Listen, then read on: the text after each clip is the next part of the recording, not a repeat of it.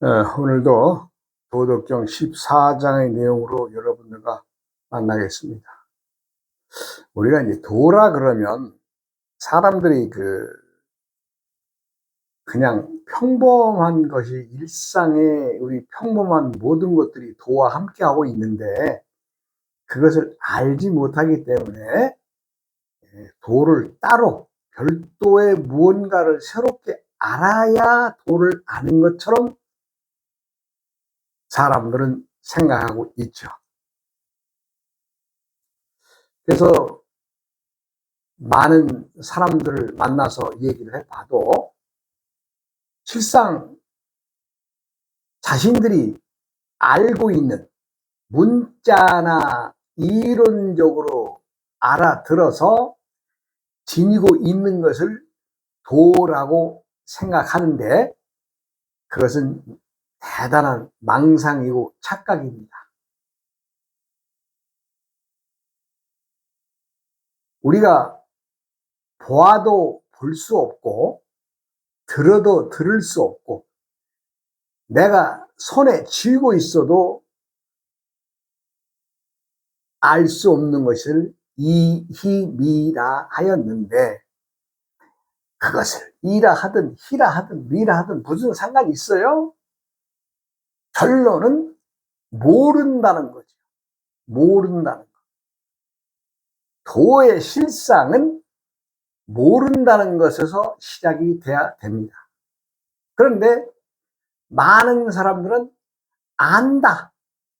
내가 어느 정도는 알고 있다라는 망상을 지니고 도를 접하게 되니까, 즉 깨끗한 도화지에 글을 쓴다면은, 도를 담는다면은 참 쉽게 도를 담을 수가 있을 텐데, 이거 이미 자신이 지니고 있는 도화지에 많은 것들을 쓰고 베껴 놔서 그것들과 함께 짊어지고 도를 찾아가려고 하는 꼴이 되기 때문에 도에 닿기가 어렵고 도를 담을 수가 없게 되고 더 어려워집니다. 그래서 우리가 어린 동자승이 도를 담기는 쉬우나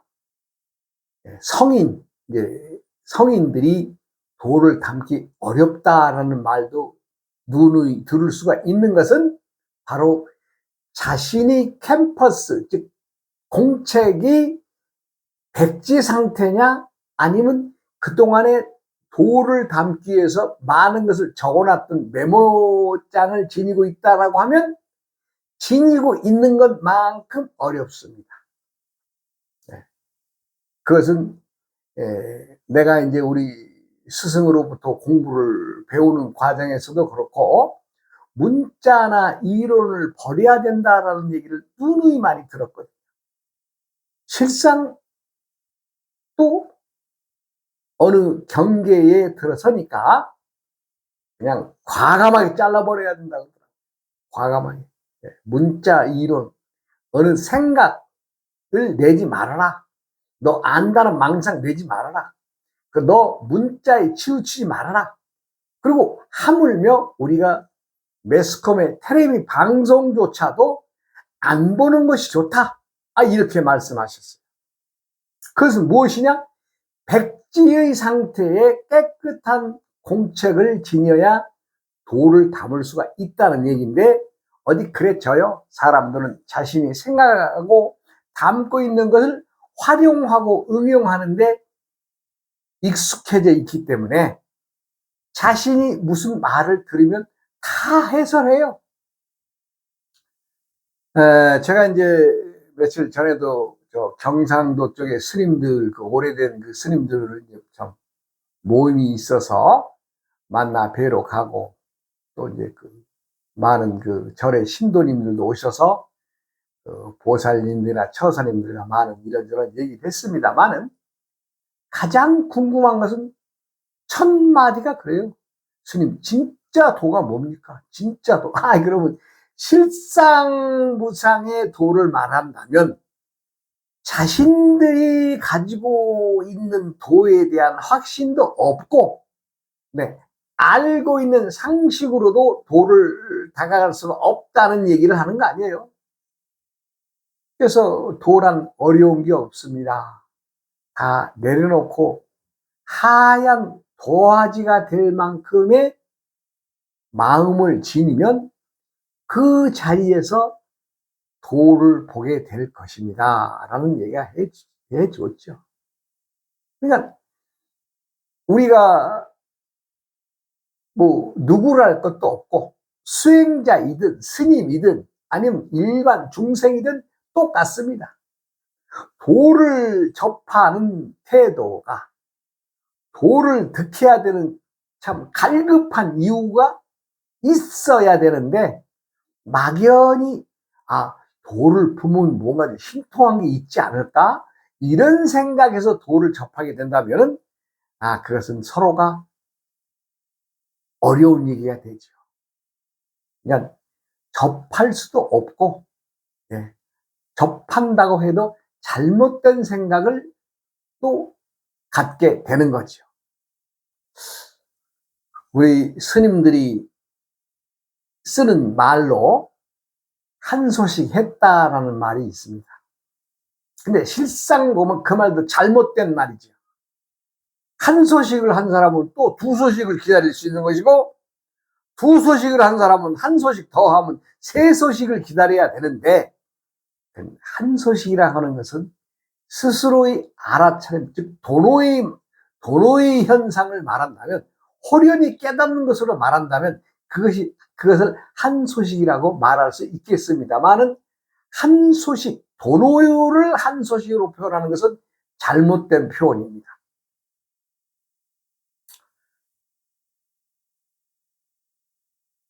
보아도 볼 수 없고 들어도 들을 수 없고, 네, 제가 지금 듣고 있으면서도 소리와 상대해서 듣고 있으면서 내가 보고 있으면서도 실상무상의 도를 볼 수가 없는 거죠. 또 내가 만지고 취하고 있으면서도 이게 실상 무엇인가를 모르는 거죠. 즉 내가 얻을 수가 없는 거죠. 그래서 이 모든 것들이 도의 실상을 규명하기 위한 하나의 수행에 들어가는 거죠. 요 놈이 어떤 놈인가 하고 이제 파고 들어가는 거죠. 그러면 궁극에는 가서는 우리의 생각을 지니고 있는 요 마음이라는 놈에 귀착을 하게 됩니다. 가만히 있어. 우리가 생각과 마음이라고 하면 같은 표현으로는 쓸 수 없는 얘기지만 그 두 개를 놓았다라고 생각을 하면 실상 모든 사람들의 변화는 마음의 조화에서 나온다 이 얘기죠. 그래서 일체 유심조라는 말을 하지 않았어요? 불경에서도. 그러나 그 어떠한 조화이든 어떠한 변화이든 어느 것이 좋고 어느 것이 나쁘고 또 어느 것은 밝고 어느 것은 어둡다라는 표현을 해서는 안 되겠죠. 왜? 그것은 때때의 생각이고 마다마다의 마음의 작용이기 때문에 그렇습니다. 우리가 이제 알 수 없는 게 도인데, 이 도라는 놈을 알기 위해서는 이 마음이라는 놈이 참 중요하다. 내가 이제 당나라 시대 때에 덕산 스님이라는 분이 계셨습니다. 덕산 스님. 요분 참 대단히 그 당시에는 아주 꽤나 이름이 알려진 스타 강사죠. 스타 강사. 예. 아니 금강경에 대해서는 아주 해박하다. 예. 아주 누구랄 것도 없고 우리 덕산 스님은 금강경에 대해서만큼은 아주 뭐 박사다. 이렇게 이제 참 소문이 났던 그런 스님이신데 어느 날은 문자와 이론과 상관없이 성불 한다. 즉, 즉심시불이라는 말을 듣게 됩니다. 그러니까 이 덕산 스님의 생각에는 무슨 소리야 이거? 어찌 문자와 이론의 관계, 문자와 학문의 관계 없이 어떻게 도를 득할 수가 있어? 이런 무식한 놈들이 어디 있냐? 이런 생각을 하게 되죠. 그러니 그 당시 중국의 불교를 얘기하면 양자강을 중심으로 북쪽과 양자강 남쪽으로 이제 이 두 강을 중심으로 갈린다라고 하면 요 이제 덕산 스님은 북방 쪽에 있었던 거죠. 북방 쪽에.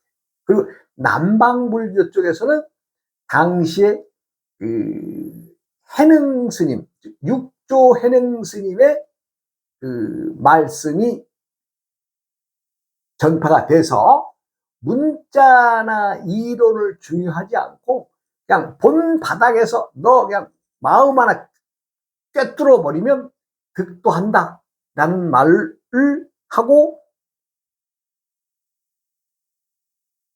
즉심, 즉 마음에 이 부처다, 마음자리 하나 깨달으면 부처가 된다, 이렇게 말을 하니까 그 당시에 덕산 스님으로서는 이해가 안 가죠. 무슨 소리야 이거, 왜 글자가 없이 문자 없이 부처를 말할 수가 있어? 이러면서 이제 말하자면 이제 어떤 용심을 내지요. 용심. 안 되겠어. 내가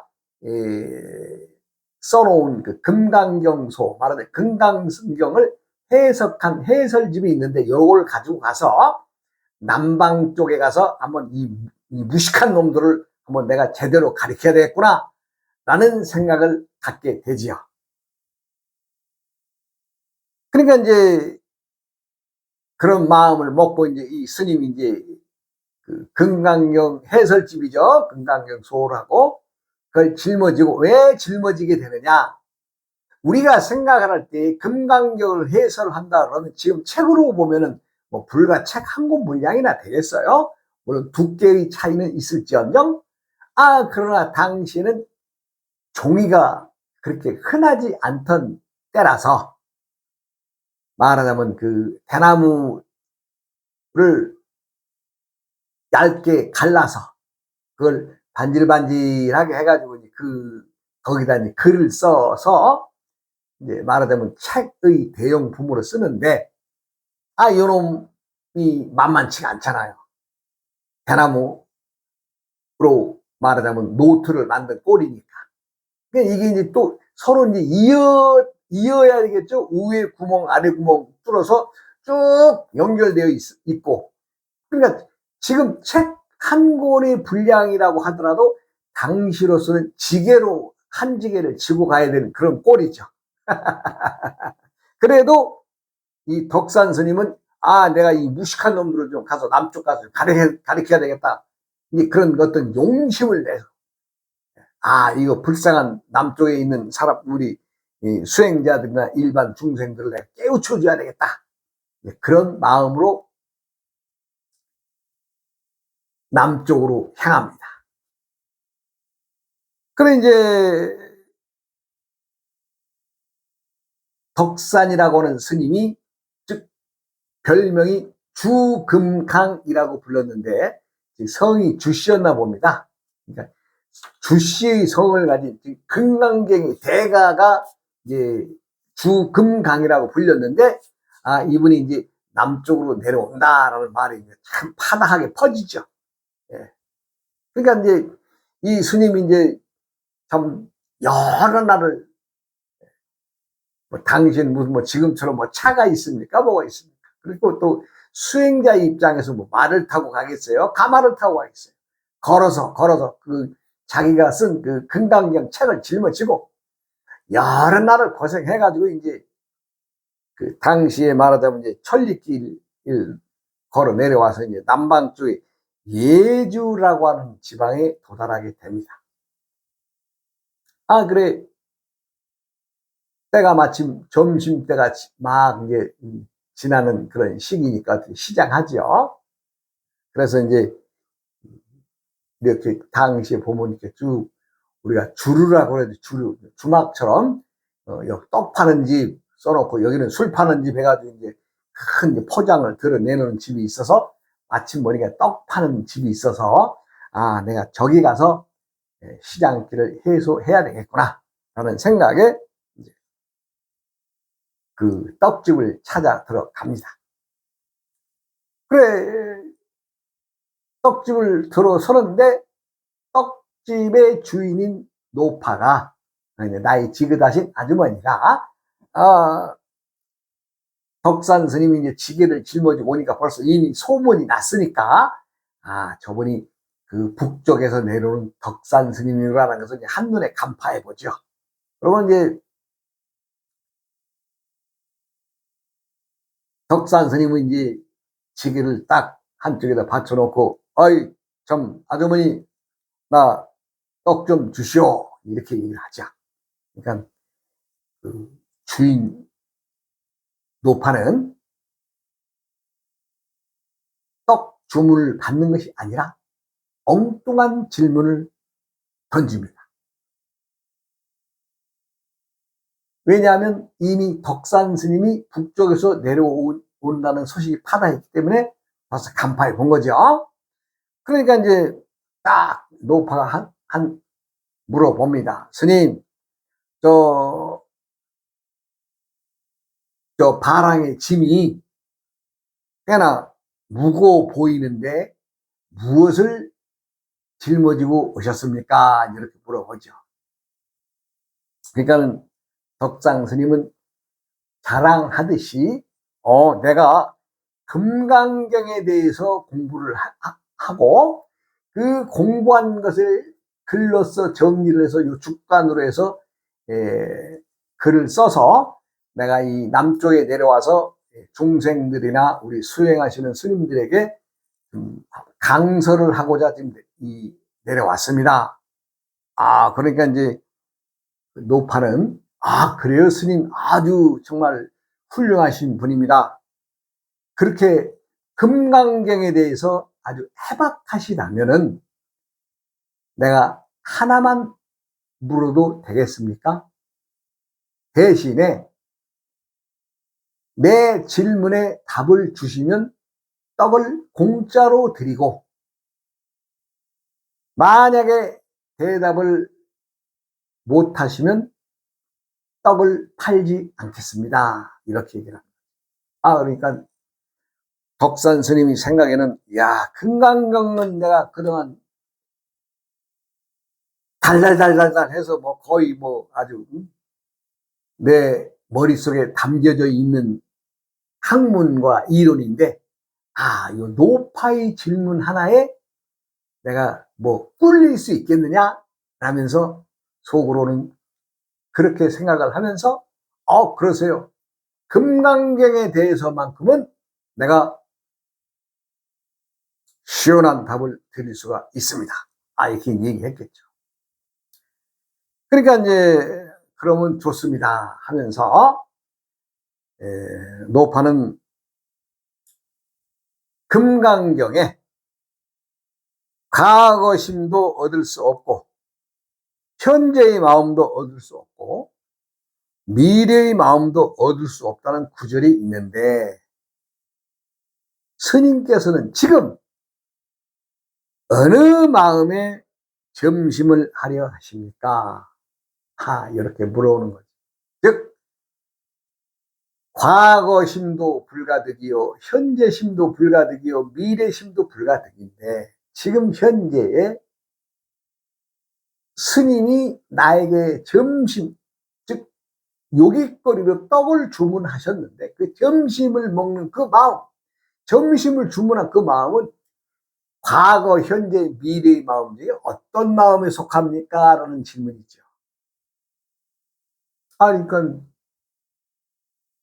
그냥 덕산 스님은 말을 듣는 그 순간에 딱 얼어붙어서 벙어리가 되고, 왜?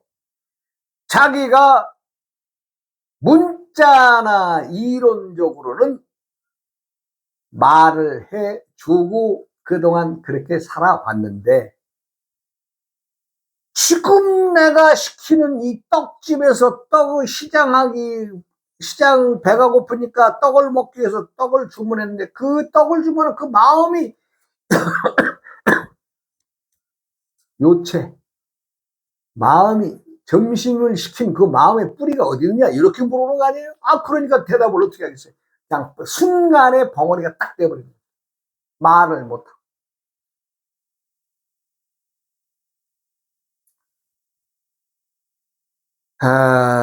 참 답은 아주 쉬운데 덕산 스님은 당시에 즉심시불, 즉 내 마음이 부처라의 마음과 같으며 그 마음이 부처라는 것을 확연히 몰랐던 상황이고, 자신은 문자와 이론으로만 부처를 되뇌이던 사람이었기 때문에 점심이 어떤 마음에서 지금 그 떡을 주문했느냐, 요것을 답할 수가 없죠. 그러니까 순간 벙어리가 되는 거 아니겠습니까? 그러나 덕산 스님도 천리길을 마다하지 않고 스스로의 마음의 용심이 내서 또 자신의 신념에 의해서 무언가를 가르쳐 주려고 왔다는 것 자체가 이미 인연의 끈을 찾아서 내려온 것이 아니겠느냐라는 것을 생각할 때에는 이분도 스스로가 묘처를 찾아서 내려온 것이 아니겠느냐라는 생각도 해봄직하지요. 그러니까 순간적으로 덕산 스님은 눈앞이 캄캄해졌지만 대꾸를 할 수가 없을 만큼 답답한 마음에 눈앞이 캄캄했지만 순간적으로 머리가 또 딱 돌아가는 거지. 이 떡을 파는 이 아주머니가 이 정도의 질문을 할 정도면은 이 가까운 곳 어딘가에는 분명히 이 말씀을 해준 도인이 있을 것이다 라는 것을 간파하게 되죠.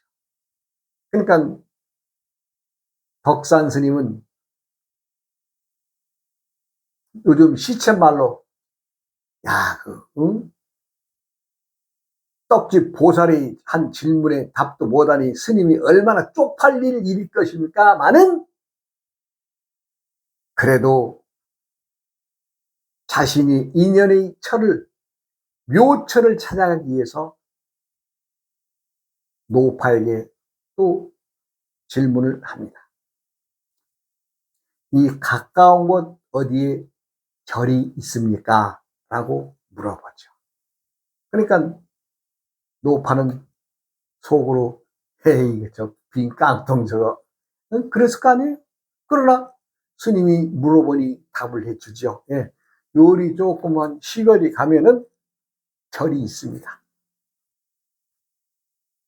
그러니까 덕산 스님은 떡집에 들어가서 떡도 맛도 못 보고 왜? 답을 못 해줬습니까? 그리고 답을 못 해주면 노파가 떡을 안 판다고 했으니 떡 안 준다고 했으니 쫄쫄 굶은 상태에서 다시 자신이 짊어지고 온 바람과 그 득가인 금강용 그 해설집을 짊어지고 저를 찾아 나섰죠. 어찌 보면은 당시에 덕산 스님이 금강경에 대해서만큼은 세상 사람들이 전부 다 해박한 지식을 인정했어요. 지식은 인정했어.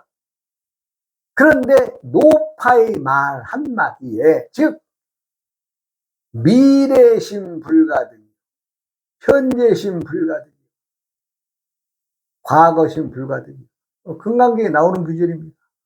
요거 하나 똑바로 알지 못해서 떡도 못 얻어먹고 쫄쫄 굶고 이제 말하자면 자신의 이제 길을 또 절을 찾아가지요. 누구라도 도는 궁금하게 여깁니다. 누구라도 도를 알기를 원합니다. 즉 도통하기를 바라는 거죠. 그러나 지금 세상에서는, 즉 1400년 전에 당나라 시대 때의 도를 구하는 것이나 지금의 세상에서 도를 구하는 것이나 똑같이 구하는 것은 맞는데, 그때나 지금이나 도인 만나기 어렵다는 거 아니겠어요? 사람들은 이름난 스님이 하나 나오셨다 그러면 그 스님은 무슨 말씀을 하실까라는 것에 귀 기울입니다.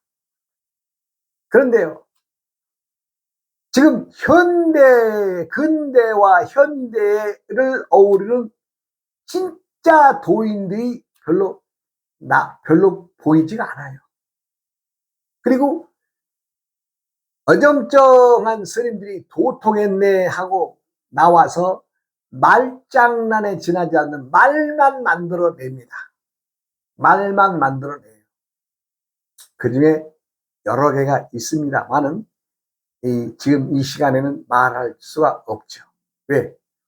그 얘기를 하면은 많은 그 말을 참 기둥으로 믿고 그 말을 참 뼈다구로 품고 사는 스님네들이 많은데 내가 그분들한테 또 공격당할 거 아니에요? 내가 뭐 그런 말을 할 필요가 없죠. 그랬든 저랬든 말 가지고서는, 글과 이론을 가지고서는 도를 접할 수가 없다는 것은 확연히 말씀드려 있습니다. 그래, 덕산 스님은 이제 저를 찾아서 이제 참 쭉 그냥 가르쳐 준 대로 이제 짊어지고 가지요. 그 짊어지고 가는 그 순간에 얼마나 많은 생각을 덕산 스님을 했겠어요?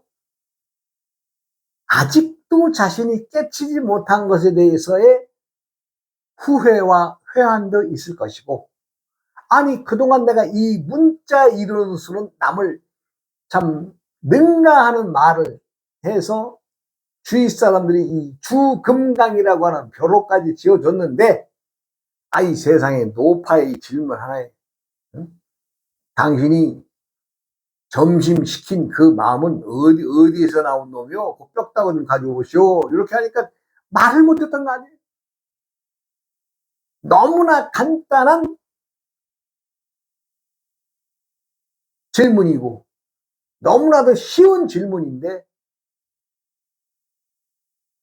말할 수가 없었다는 것은 깨쳤느냐 못 깨쳤느냐의 관계에서, 또 스님인 또 수행자인 처지에서는 얼마나 비참했겠어요? 그래도 용기를 내서 덕산 스님은 저를 찾아갑니다. 저를 찾아가. 그래서 용담사라고 하는 절에 이르게 되죠. 용담사, 즉 용이 살고 있는 연못이라는 뜻인데, 용담사에 가서 그 절의 스님이 이제 용담선사라는 분이 계셨는데, 그분을 만나서 또 덕산 스님 한번 또 자기가 알고 있는 걸 한번 자랑을 한번 해보죠. 아니 용이 산다는 연못에 용이 보이지 않는군요. 이렇게 얘기를 하죠. 그러나 용담선사는 이런 방구의 말도 대답하지 않습니다. 왜냐하면 사람이 도인이 되면 두 눈이 한 눈이고 한 눈이 두 눈인 것을 알아보는 것인데, 눈만 뜨고 보지 못하는 당달 봉사에 지나지 않는 스님이 와서 그런 얘기 한다고 해서 도인이 이런 얘기 저런 얘기 뭐 함부로 하겠어요? 말을, 대꾸를 안 하죠.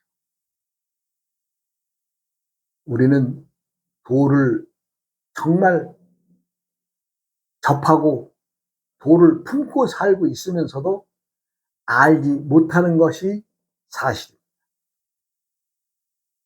많은 분들이 스님, 진짜 도가 뭡니까? 이런 질문을 제가 많이 받습니다. 그것은 실상무상의 도를 자신이 행하고 있으면서도 모르고 있다는 거죠. 내가 너무나 이게 지금 아주 심층적인 얘기를 까발리는 것이기 때문에 또 어찌 보면 그 누가 몰라 다 알지. 예, 그렇습니다. 도는 모르는 사람이 없어요. 다 압니다. 입으로 말하는 도 다 예, 달달달달 하죠. 내가 어떤 얘기를 보살들에게나 처사들에게 얘기를 해주면 그분들은 더 많은 얘기를 내 앞에서 해요. 그거 뭐 절절절절 아니야. 뭐 아주. 즉, 이 말 하면 저 말 나오고, 저 말 하면 이 말 나오고, 뭐, 이 말들이 아주 현란하게 나옵니다. 그렇다고 해서 그분들이 도를 깨쳤느냐? 아니죠. 과거심도 불가득이요. 현재심도 불가득이요. 미래심도 불가득인데, 내가 지금 하고자 하는 행위, 내가 지금 하고 있는 행위에 뼈가 무엇이며 골수가 무엇인가를 알지 못하는 거죠. 도는 누구나 다 품고 삽니다. 또 너무 쉬워서 얘기해주면 그거 누가 몰라요? 다 알죠? 예, 그게 바로 도입니다. 그게 바로 도예요. 덕산 스님이 이제 그 절에 가서 며칠간 있으면서 자신이 이제 그 하나의 이제 도인이, 도통한 도인으로 되는 과정의 얘기는 다음 시간으로 하겠습니다. 어이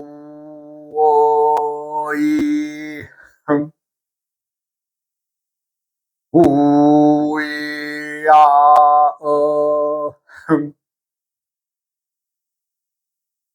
우이야